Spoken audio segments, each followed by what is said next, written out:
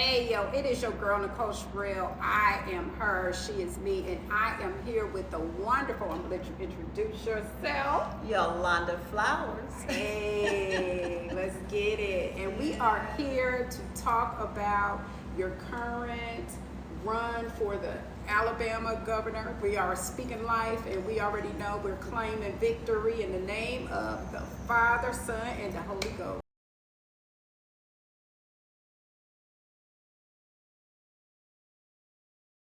One question that I heard the young lady speaking about was abortion. I'm going to start with that because I thought your response was perfect.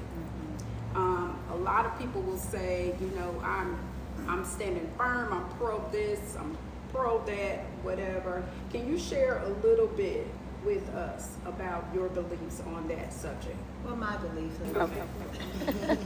Okay. Okay, on abortion, I did share the story of how I was molested at the age of 5. But I also stressed, and I have to go back, I'm going to go back because during 2022 it was a pivotal time. I mean, women, we were mad, you know, with the Roe versus Wade, how it was overturned and all that. And I stressed that I have daughters, granddaughters, great-granddaughters. That's what I say then, and still, I'm the same. And although I feel as if we have, you know, I want all the children to live, okay? But as I stated then, when the Democrats for Life Association wanted to endorse me, I told them, I said, it's not just about that baby. It's about the woman too, the mother too. So what do you do if she aborts that baby because she was raped, molested? You know, how would she handle that? They really couldn't handle it. Well, we have, you know, certainly, I said, but she's going to have counsel. She's going to have all these things. I mean, and not just counsel because she's gone through this ordeal, but counsel because people are going to look at her as if she's just, you know, the worst person ever. And we tend to get like that because, you know, when you don't know, when you've never gone through an experience like that, people become so judgmental. And I said, no, I'm not really for abortion. I said, but if it happened to me, I would abort the baby. I feel like this because you took it ill. It was ill gotten. You know what we say, you took my cookie and I did not give you permission to take it. And so when you do something like that, that is not right. And I got a lot of backlash from that. And because some women didn't understand and all this, and I said, well, look, and no government, no one has the authority to usurp authority on someone else. So I can't tell you what to do to your body. You know, so it is everyone's choice. That's what God gives us. We are free moral agents. He made us, and even if he doesn't push himself off on us, what makes man, civil government, or anyone else think that they can just force themselves and cause us to do whatever we want to do? That's right. That's right. So, I mean, so pro-choice, I am pro-choice. Am I going to criticize someone? No, I'm not, because all of us are fallen, we're fallible, we are not perfect. We wake up with sin on our mind, messing up on our mind. So, I mean, come on. You're right. I love that answer. And the reason why it hits home for me is because I'm pro-choice as well. And you never really know. When I was married, had my second child, and I think it was like 6 months later, I had my tubes tied. 6 months later, they told me I was pregnant again. And the doctor said, I could give you something right now. He was panicking. Now, for me, guess what? Now, I had made the choice. I didn't want anymore. But once I found out I was pregnant, I wanted my baby, but I wouldn't force that on anybody else. So I feel like everyone should be able to choose for themselves. Every woman should be able to choose for themselves, because we bury the birth. We got to carry the baby, give birth to the baby. It's a lot involved. Absolutely, absolutely. And you know, there are times that our bodies do reject. And see, you know, they got this thing out now. And I mean, this is just so wrong. When your body is rejecting that baby, don't you know they want to put you in jail for doing that? Because if you miscarry, they want to say, well, you did something. You want to accuse them. No, your body can't. I mean, there are many women that miscarry. Yeah. Can't hold the baby, can't carry the baby. And then there are things, I mean, we are so close to death when we're giving birth. So close to death, many women have died. So look, these policies are written by man. And I'm not talking about man in general, I'm talking about male figures. Okay? Don't know what it's like to have a baby. We don't know. I mean, that baby can take us over, just take over our bodies, take over everything. So, yeah, goodness. That is a very, very good point that you make. And now, I guess, you know, for the people that are looking to you for guidance and, you know, questioning, well, you know, well, I'm pro-life, so how would she be able to lead me in with that decision making? You know what I'm saying? So what do you say to the people that are pro-life? Pro-life, as I stated to the Democrats, pro-life, I said pro-life. I said, you're just looking at one entity. You're looking at that baby. Okay, you're looking at the baby, but pro-life is just look at a general thing.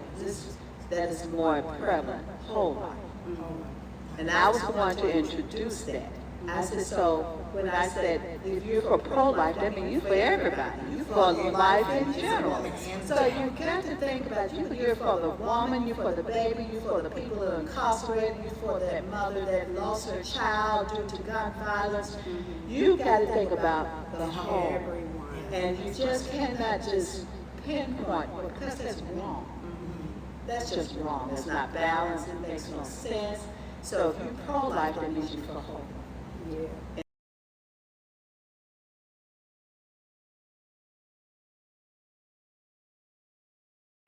So if you're pro-life, that means you're for whole.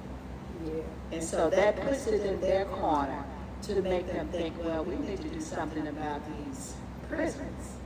Right. So it's overcrowded by people of color, you know, which is a end-time slavery. So if you're for pro-life, you got to look at that. Right. And did time since he was 12 years old. Yeah. Right. 12, 13. Excuse me. I had the privilege a few months ago, that's before it got cold, to travel. And I think I'm trying to get all these little towns, but it was going past Montgomery, where there's a youth facility there, where, you know, for children that are, you know, youth jail, put it like that. And just to see those babies, I said, oh God. I mean, it was just disheartening to see.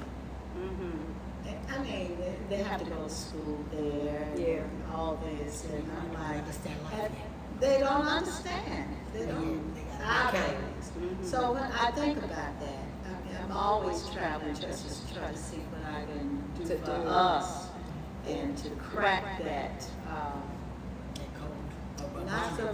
That's it. Code of bondage.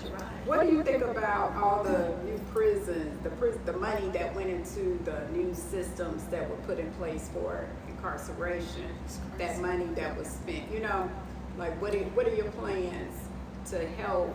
Because it's one thing for somebody to commit a crime and they're serving their time, but are we rehabilitating them, or are they just sitting there, not learning skills? Yes, that's another question. You want to answer Yes, I that? would like to, because See we, what- I'm sorry, but I have to, because we know. And introduce yourself. My name is Jada Flowers. I am Jada Flowers, also campaign manager and daughter of the historic Yolanda Flowers. But when we talk about these funds, they're being ill used. They're not being placed to rehabilitate our brothers and sisters that are incarcerated. So yes, it's a problem. You're opening up all of these private prisons. So what are you doing behind the private prisons? You're putting them through the ringer, and then you're shipping them off for more pay for them to work somewhere else, for them to get only 3 cents on a day, just working hard. So yeah, we gotta make noise. That's right. We have to make noise. This is the time that if you're going to stand up for right, stand up for someone that does not have money as the interest. Stop putting people in position that have money. Absolutely. Because the issue is now, if they have money, they don't know the pressures that we have or what we hold. So yeah, now it's time for us to position ourselves. So how you position yourself? Go to her website, www.Yolanda Ford, YOLANDA4ALGovernor.org. That's how you can get a part of what's going on, where we are, and how can you be a part of this young big mama, okay? That has not stopped since 2022. And yes, I feel like I'm the horn for her, because she's a quiet storm, but she created me to be loud, And to let you know, boisterous, and that's boisterous, right. and say, yeah, this is the time. Yeah. So yeah, you all get to know who she is. So yeah, are you all okay with our tax dollars being put in places that we don't know what's going on? I'm not. I'm not at all. No, oh, she said, now you can have it. But really, exactly what she said. And the term is leasing. They lease our people. Oh, I didn't know They're that. leasing them out. Don't that sound It bad? is a monopoly. It is a monopoly. But no, what I would love to do, as I introduced the last time I ran, was a thing that is called to form a legal, Justice League. The Justice League will ensure they will do the hiring of the officers. They would choose the ones who will be on the Parks and Parole Board. There will be my task force. This task force would be, this Justice League would be, consist of vocational rehabilitation counselor, and I will break down which one, what they would do. The vocational rehabilitation counselor, social worker, they will work hand in hand. We have a doctor, psychiatrist, nurse. They have to have that. Now, it's just 5. Right. Okay. 5 as well as, we don't have to have another, we have to have instructors so that they can help teach. Now, we have the vocational rehabilitation counselor and the social worker. Like I said, they work hand in hand. The vocational worker counselor will advocate, where they will do job readiness, show them how to fill out applications, get prepared for interviews and things such as that. Okay, social worker will help them get the social services that they would need, housing, medical care outside. They will have all of this set up. Yeah, and then of course you will have your psychiatrist, your doctor, the medical staff to ensure that they are having the meds, attending to whatever medical needs that they have. And of course you will have an instructor or instructors so that they can be taught the auto mechanics, welding, cosmetology, whatever it is, to get them acclimated into society. And this, and when they're transitioning from the prisons, they will be housed in something pretty much resembling a college. No, dormitories. Okay. It's like college, because it was now, although it would be considered a rehabilitation center, it's still school.